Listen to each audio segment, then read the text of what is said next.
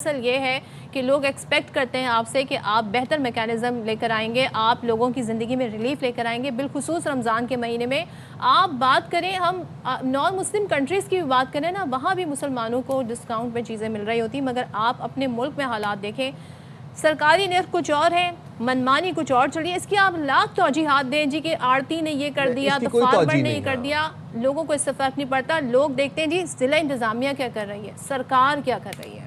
और मुझे अफसोस इस बात का है कि अब ये कोई पहला साल नहीं है, हर साल रमज़ान के आगाज़ में हम यहाँ पर बैठ के गिरां फरोशी के ऊपर प्रोग्राम कर रहे होते हैं, नाजायज़ मुनाफाखोरी के ऊपर कर रहे होते हैं। और मुनाफाखोरी भी इस लेवल की कि आपने हर चीज़ अशिया खुरोनोश की कीमतों में 20, 30, 40 रुपए की बात नहीं हो रही, 100, 150, 200 का आपने इजाफा कर दिया। वो शख्स जो कि ऑलरेडी 35-37 हज़ार कमा रहा है, यार उसका रमज़ान कितना मुश्किल कर दिया आप लोगों ने। ये रोज़मर्रा की अशिया है, सोचें रोज़मर्रा की, साथ में उनके अपने दीगर अखराजात भी हैं, वो तमाम तर चीज़ें भी साथ साथ चलेंगी।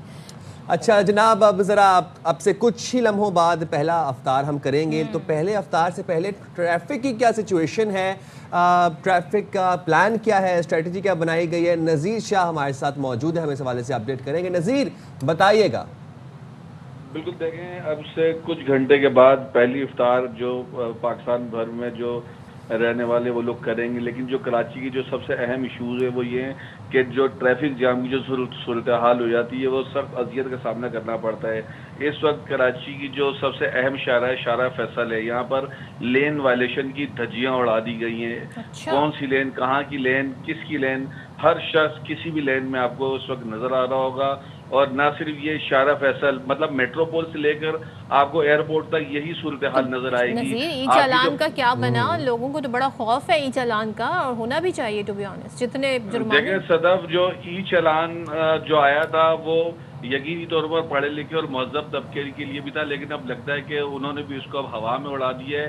ई चालान के बाद ई चालान बेसिकली उन लोगों के लिए था जो ट्रैफिक कवानीन की पाबंदी कर रहे हैं, और लेन वायलेशन हो, ट्रैफिक रेड लाइन जब हो या दीगर जो ऐसे इशूज़ हो उनको ख़त्म करें, और ट्रैफिक चालान से बचने के लिए वो अपने एक महज़िब वे में गाड़ी चलाएं। इस वक्त ये सूरत हाल ये कि जब से ये ई चालान शुरू हुआ है तब से आपकी इन्फोर्समेंट ख़त्म कर दी गई है, आपको सड़क पर कोई ट्रैफिक एहलकार नज़र नहीं आता, जिसका नतीजा ये निकला है कि अब से 3.5 से 4 घंटे के बाद जब ये इफ्तार का वक्त करीब आएगा, शायद बहुत से लोग। तो नज़ीर, आप ये कह रहे हैं कि रमज़ान के लिए कोई ख़ास प्लान नहीं है ट्रैफिक पुलिस के पास? उन्होंने हर साल एक प्लान तरतीब दिया जाता था कि फर्स्ट 10 डेज क्या प्लान होगा, उसमें क्या होगा, लास्ट अशरे में क्या होगा, एक्स्ट्रा नफरी जो है उसकी तलब होती थी, उसको बुलाया जाता था। इस बार क्या प्लान है या कोई प्लान नहीं है? देखें, इस बार हमारे को कोई प्लानिंग नज़र नहीं आती, नहीं कोई जो ट्रैफिक का बाकायदा प्लान बनाया जाता है कि पीक आवर में किस तरह की